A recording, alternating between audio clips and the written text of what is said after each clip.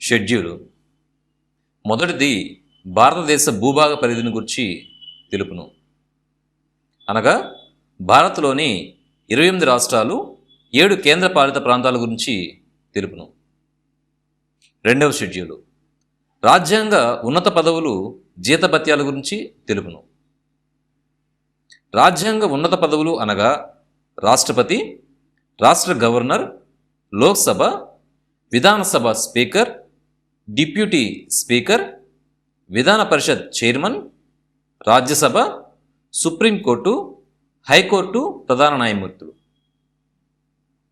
మూడవ షెడ్యూలు రాజ్యాంగ ఉన్నత పదవులు మరియు ఇతరుల పదవీ ప్రమాణ స్వీకరణ గురించి తెలుపును. ఇతరులు అనగా ప్రధాని, కేంద్ర మంత్రిమండలి, పార్లమెంటు సభ్యులు, పార్లమెంటుకు పోటీ చేసే అభ్యర్థులు, ముఖ్యమంత్రి, రాష్ట్ర మంత్రిమండలి, విధానసభ, విధాన పరిషత్ సభ్యులు, విధాన పరిషత్కు పోటీ చేయు అభ్యర్థులు. నాలుగో షెడ్యూలు రాజ్యసభలో రాష్ట్రాలకు, కేంద్రాలకు, కేంద్రపాలిత ప్రాంతాలకు కేటాయించే సీట్ల వివరాలు. ఐదవ schedule SC, ST administration in India. ఆరవ schedule ST administration in 4 states: Assam, Meghalaya, Mizoram మరియు త్రిపుర. ఈ షెడ్యూల్ నందు డబ్ల్యూబీ డార్జిలింగ్ గోర్ఖా హిల్ కౌన్సిల్కు చేర్చాలని ప్రతిపాదన చేశారు. ఏడవ షెడ్యూల్ కేంద్ర రాష్ట్రాల మధ్య అధికార జాబితా. కేంద్ర జాబితా ప్రారంభం 97, ప్రస్తుతం 99. రాష్ట్ర జాబితా ప్రారంభం 66, ప్రస్తుతం 61. ఉమ్మడి జాబితా ప్రారంభం 47, ప్రస్తుతం 52. 8వ షెడ్యూలు అధికార భాషలు. రాజ్యాంగ ప్రారంభంలోని అధికార భాషల సంఖ్య 14, ప్రస్తుతం భాషల సంఖ్య 22. 1. దక్షిణ భారతంలోని ప్రధాన భాషలు 4: ఏపీ తెలుగు, తమిళనాడు తమిళం, కర్ణాటక కన్నడం, కేరళ మలయాళం. 2. భారత్లో ప్రధాన భాషలు 3: 1. సంస్కృతం, Hindi, Urdu. AB Assami Bengali, GK Gujarati Kashmir, PMO Punjabi Marathi Oriya. 15వ భాషగా సింధిని 21వ రాజ్యాంగ సవరణ 1667 ద్వారా గుర్తించింది. 16 కొంకిని, 17 మణిపూర్, 18 నేపాల్. 71వ రాజ్యాంగ సవరణ చట్టం 1992, 19 బోడో, 20 డోగ్రీ, 21 మైథిలి, 22 సంతాలి. 92వ రాజ్యాంగ సవరణ చట్టం 2003. 9వ షెడ్యూల్ భూ సంస్కరణలు మరియు జమీందారీ విధానం రద్దు. ఈ షెడ్యూల్లోని రాజ్యాంగ సవరణ చట్టం 1951 ప్రకారం రాజ్యాంగంలో చేర్చారు. 2006 వరకు ఈ షెడ్యూల్పై న్యాయ సమీక్ష అధికారం వర్తించదు. అయితే ప్రస్తుతం సుప్రీంకోర్టును అనుసరించి ఈ షెడ్యూల్పై కూడా న్యాయ సమీక్ష అధికారం వర్తిస్తుంది. దీన్ని రాజీవ్ గాంధీ ప్రభుత్వం 52వ రాజ్యాంగ సవరణ చట్టం 1985 ప్రకారం రాజ్యాంగంలో చేర్చారు.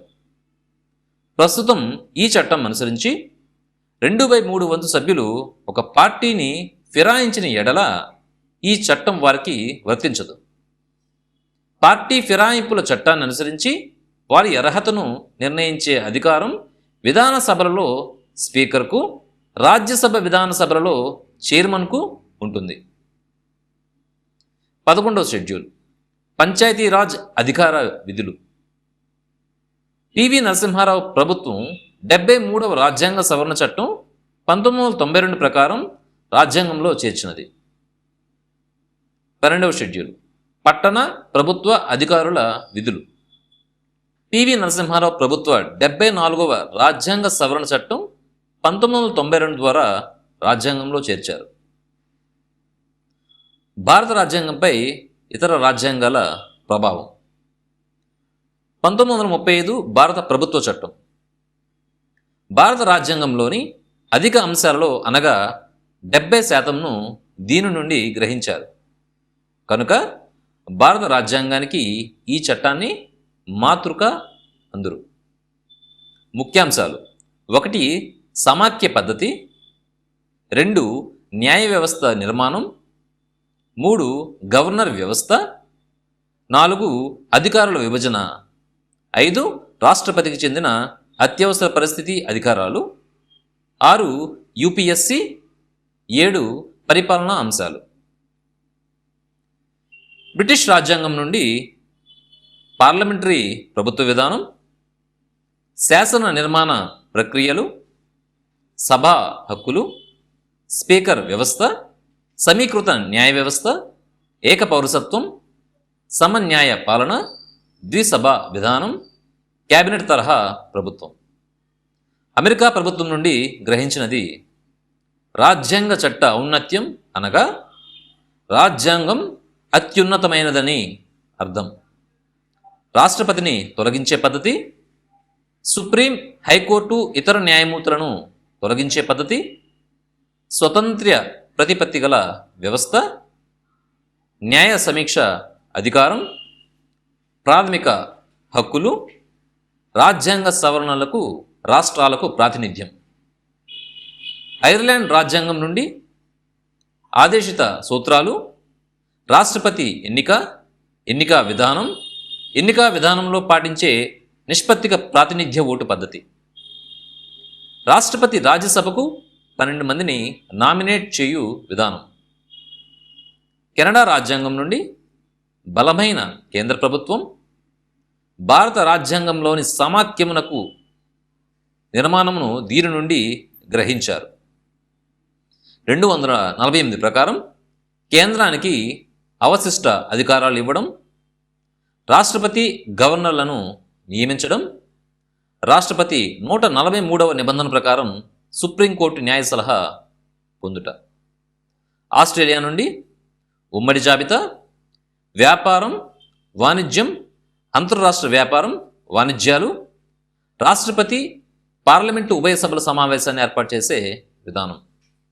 దక్షిణాఫ్రికా నుండి రాజ్యాంగ సవరణ పద్ధతి, రాజ్యసభ సభ్యులను ఎన్నిక చేయి పద్ధతి. పశ్చిమ జర్మనీ నుండి రాష్ట్రపతి జాతీయ అత్యవసర పరిస్థితి కాలంలో ప్రాథమిక హక్కులను తాత్కాలికంగా రద్దు చేయు విధానం. ఫ్రెంచ్ రాజ్యాంగం నుండి రిపబ్లిక్ రాజ్యాంగ ప్రవేశికల నుండి స్వేచ్ఛ, సమానత్వం, సౌభ్రాతృత్వం అనే అంశాలు. యుఎస్ఎస్ఆర్ నుండి రాజ్యాంగ ప్రవేశికలోని ఆర్థిక, రాజకీయ, సాంఘిక, న్యాయమైన ఆదర్శాలు. ప్రాథమిక విధులు జపాన్ నుండి 21 నిబంధన వ్యక్తి ప్రాణానికి, స్వేచ్ఛకు గల రక్షణ హక్కుల చట్టం నిర్ధారించిన పద్ధతి అనే పదాలలో భారత రాజ్యాంగంలో తక్కువ అంశాలను జపాన్ నుండి గ్రహించారు. దృఢ అదృఢ రాజ్యాంగం. దృఢ రాజ్యాంగం అనగా సవరించడానికి కష్టమైనది అనగా ఆ దేశ శాసన నిర్మాణ శాఖలో ప్రత్యేక మెజారిటీతో 2/3 లేదా 3/4 వంతు సవరించడమైనది. ఉదాహరణకు అమెరికా రాజ్యాంగం. అదృఢ రాజ్యాంగం అనగా సవరించడానికి సులభమైనది. ఆ దేశ శాసన నిర్మాణ శాఖలో ప్రత్యేక మెజారిటీతో సవరించడమైనది. ఉదాహరణకు బ్రిటిష్ రాజ్యాంగం. భారత రాజ్యాంగం అమెరికా రాజ్యాంగం వలె దృఢమైనది కాదు.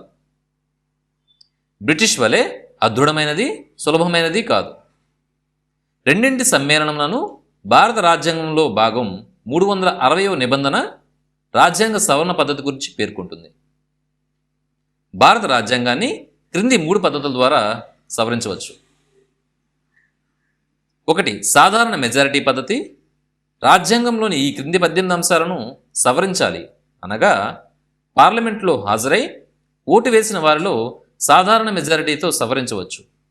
అవి 1(2) నిబంధన ప్రకారం కృత రాష్ట్రాల విలీనం. 2. 3వ నిబంధన రాష్ట్రాల పునర్వ్యవస్థీకరణ. 3. 169వ నిబంధన రాష్ట్రాలలో విధాన పరిషత్ ఏర్పాటు. 4. 2వ షెడ్యూల్ అనగా రాజ్యాంగ ఉన్నత పదవులు, వారి జీతభత్యాలు. 5. పార్లమెంట్లో కోరం నిర్ణయించుట. 6. 105వ నిబంధన. 7. 106వ నిబంధన పార్లమెంటు సభ్యుల జీతభత్యాలు. 8. 118వ నిబంధన పార్లమెంటులో ఉభయ సభలు రూపొందించిన నియమాలు. 9. 20వ నిబంధన పార్లమెంటులో ఇంగ్లీష్ వాడకం. 10. హైకోర్టు ప్రధాన న్యాయమూర్తి నియామకం. 11.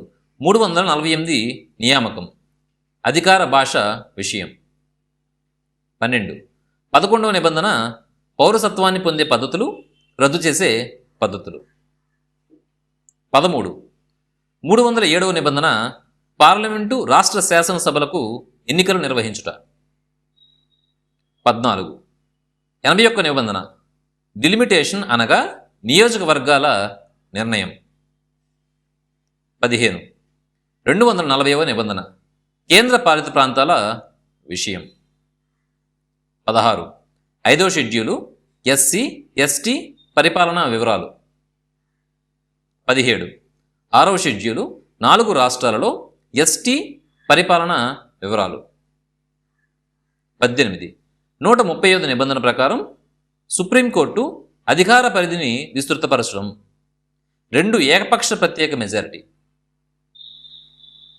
రాజ్యాంగంలోని మరికొన్ని నిబంధనలు సవరించాలి అనగా సాధారణ మెజారిటీ పద్ధతి, ద్విపక్ష పద్ధతితో సవరించేవి తప్ప మిగిలినవి అన్నీ ప్రత్యేక మెజారిటీ. పార్లమెంట్లో ప్రత్యేక మెజారిటీ 2/3 అవసరం. ఉదాహరణకు నిర్దేశ నియమాలు, ప్రాథమిక విధులు. ద్విపక్ష మెజారిటీ పద్ధతి రాజ్యాంగంలోని సమైక్య లక్షణాలను సవరించాలి అనగా పార్లమెంట్లో 2/3 మెజారిటీతో పాటు సగం కన్నా ఎక్కువ రాష్ట్రాలలో సుమారు 15 రాష్ట్రాలలో ప్రతి రాష్ట్ర నిర్మాణ శాఖలో సాధారణ మెజారిటీ అవసరం. అవి 7 అంశాలు. 1. 54వ నిబంధన ప్రకారం రాష్ట్రపతి ఎన్నిక. 2. 55వ నిబంధన ప్రకారం రాష్ట్రపతి ఎన్నికా విధానం. 3. 73, 162వ నిబంధన ప్రకారం కేంద్ర రాష్ట్ర కార్యనిర్వాహక శాఖల అధికార పరిధిని విస్తృతపరచడం. 4. 5వ భాగం 4వ అధ్యాయం 124 నుండి 147 గల నిబంధనలు సుప్రీంకోర్టుకు సంబంధించిన అంశాలు. 5. 6వ భాగం 9వ అధ్యాయం 214 నుంచి 232 హైకోర్టుకు సంబంధించిన అంశాలు. 6. 7వ షెడ్యూలు కేంద్ర రాష్ట్రాల మధ్య అధికార జాబితా. 7. 4వ షెడ్యూల్లోని రాజ్యసభలో రాష్ట్రాలకు, కేంద్రపాలిత ప్రాంతాలకు కేటాయించిన సీట్లలో వివరాలు. 360వ నిబంధన రాజ్యాంగ సవరణ అంశాలు. ఈ బిల్లును పార్లమెంటు ఆమోదించి శాసన నిర్మాణ శాఖ ఆమోదానికి పంపినప్పుడు ఎంతకాలం పరిధిలోపు ఆమోదించాలి అనే విషయాన్ని రాజ్యాంగంలో పేర్కొనలేదు. ఒకవేళ రాష్ట్ర శాసన నిర్మాణ శాఖలో 2 సభలు ఉంటే ఈ బిల్లులు రెండింటి ఆమోదం పొందాలి. సార్వజనీన వయోజన ఓటు హక్కు రాజ్యాంగంలోని 15వ భాగం 326వ నిబంధన పౌరులకు ఓటు హక్కునిస్తుంది. ప్రారంభం రాజ్యాంగం ప్రకారం 21 సంవత్సరాలు నిండిన పౌరునికి ఓటు హక్కు ఉంది. 5 విచక్షణాలు: కుల, మత, స్త్రీ, పురుష, జన్మ. రాజీవ్ గాంధీ ప్రభుత్వం 61 సంవత్సరం సవరణ చట్టం 1888 ప్రకారం ఓటింగ్ హక్కును 21 సంవత్సరాల నుండి 18 సంవత్సరాలకు తగ్గించారు. భారతదేశంలో మహిళలకు ఓటు హక్కును కల్పించిన చట్టం 1935 భారత రాజ్యాంగంలో సమాఖ్య లక్షణాలు. రాజ్యాంగ రీత్యా కేంద్ర రాష్ట్రాల మధ్య అధికారాలు పంపిణీ చేయబడితే దాన్ని సమాఖ్య అంటారు. 1. కేంద్ర రాష్ట్రాల మధ్య అధికారాల విభజన. 2. లిఖిత రాజ్యాంగం. 3. దృఢ రాజ్యాంగం. 4. స్వతంత్ర ప్రతిపత్తి గల వ్యవస్థ. 5. న్యాయ సమాఖ్య విధానం. 6. రాజ్యాంగ ఔన్నత్యం. 7. ద్విసభ విధానం.